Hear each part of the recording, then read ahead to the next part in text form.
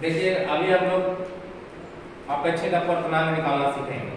कल हम पढ़े थे कि किसी माध्यम का अपेक्षित अपवर्तनांक होता क्या है और निकलता कैसे है। तो अपेक्षित अपवर्तनांक का सिंबल ऐसे लिखे थे N12। इसका मतलब होता था माध्यम 1 का अपवर्तनांक माध्यम 2 के सापेक्ष, यानी किसी दूसरे माध्यम के सापेक्ष पहले माध्यम का निकालना हो तो उसको लिखते हैं N12। माध्यम 1 का अपवर्तनांक माध्यम 2 के सापेक्ष। और ये कैसे निकलता था? तो N12 का फॉर्मूला आया था N1/N2, यानी माध्यम 1 का निरपेक्ष अपवर्तनांक बटा माध्यम 2 का निरपेक्ष अपवर्तनांक। या इसको प्रकाश के चाल के रूप में कन्वर्ट किए थे तो माध्यम 2 में प्रकाश की चाल बटा माध्यम 1 में प्रकाश की चाल।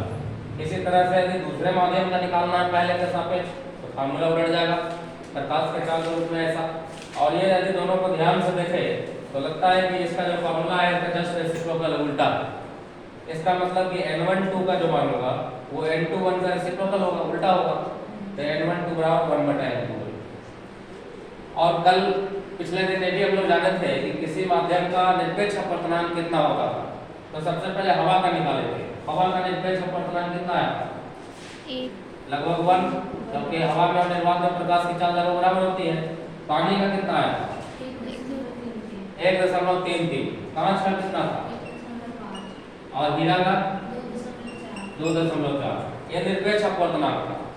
तो इसके सहायता से भी हम निकाल सकते हैं अपेक्षित अपवर्तनांक और प्रकाश के चाल की सहायता से भी निकाल सकते हैं। प्रकाश के चाल अलग अलग माध्यमों में 5-6 माध्यम में लिखवाया था, याद है? निर्वात में प्रकाश की चाल कितना थी? 3 लाख किलोमीटर प्रति सेकंड। उसके बाद हवा में आते थे तो लगभग 3 लाख 2.99 के आसपास था। पानी में आए थे तो 2.25, कांच में 2 लाख और डायमंड में 1.25। तो ये सारे स्पीड्स ऑफ लाइट याद रहेगा तो बहुत आसानी से निकाल सकते हैं। जैसे हम एक एग्जांपल बना के दिखाते हैं, इसे दिखाइएगा। मान लीजिए आपको अपेक्षित अपवर्तनांक निकालना है, इधर देखो ध्यान से। किसका निकालना है? W का। W फॉर वाटर, पानी का निरपेक्ष अपवर्तनांक अपेक्षित अपवर्तनांक निकालना है। किसके सापेक्ष? G के सापेक्ष। G मतलब ग्लास यानी कि कांच के सापेक्ष। तो इसका क्या फॉर्मूला होना चाहिए? जिसका निकालना है उसको ऊपर रखेंगे NW, और जिसके सापेक्ष निकालना है उसको नीचे रखेंगे। ये होना चाहिए। अब देखना है कि पानी का निरपेक्ष अपवर्तनांक कितना है। तो पानी का निरपेक्ष अपवर्तनांक 1.33 और ग्लास का, कांच का निरपेक्ष अपवर्तनांक 1.55 या 1.5। अब इसको कैलकुलेट करके जो कैंसिल करके वैल्यू आएगा वो हमारा आंसर हो जाएगा, यानी कि वो पानी का सापेक्षिक अपवर्तनांक या अपेक्षित अपवर्तनांक कांच के सापेक्ष हो जाएगा। ठीक है। अब दूसरा एक और एग्जांपल हम लेते हैं। अच्छा, इसी को प्रकाश के चाल की सहायता से भी निकाल सकते थे। कैसे? तो देखिए NWG बराबर प्रकाश के चाल वाला ही फॉर्मूला लगाते हैं। तो NWG यानी जिसका हम लोग निकाल रहे हैं उसका प्रकाश का चाल नीचे रहेगा। पानी का सापेक्षिक अपवर्तनांक चाहिए तो पानी का प्रकाश का चाल नीचे लिखेंगे और ग्लास के सापेक्ष चाहिए तो उसका स्पीड ऑफ लाइट ऊपर लिखेंगे। ठीक है, फॉर्मूला के अनुसार। तो ग्लास में पानी स्पीड कितना होता है? शीशा में कितना होता है प्रकाश का चाल? 1.5 2 लाख। और पानी में 2.25 2.25।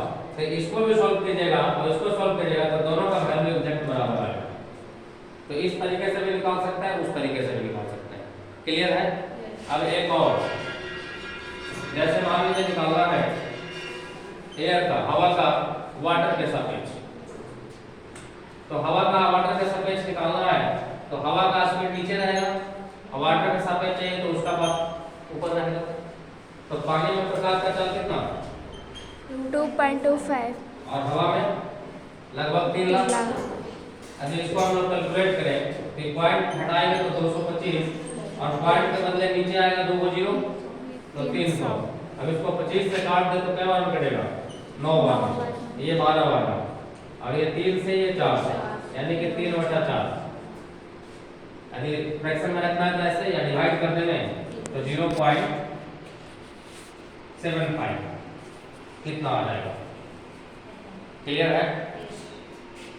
चलिए, तो आप इसको लिख लीजिए और इस तरह से हम और बनाने के लिए देते हैं।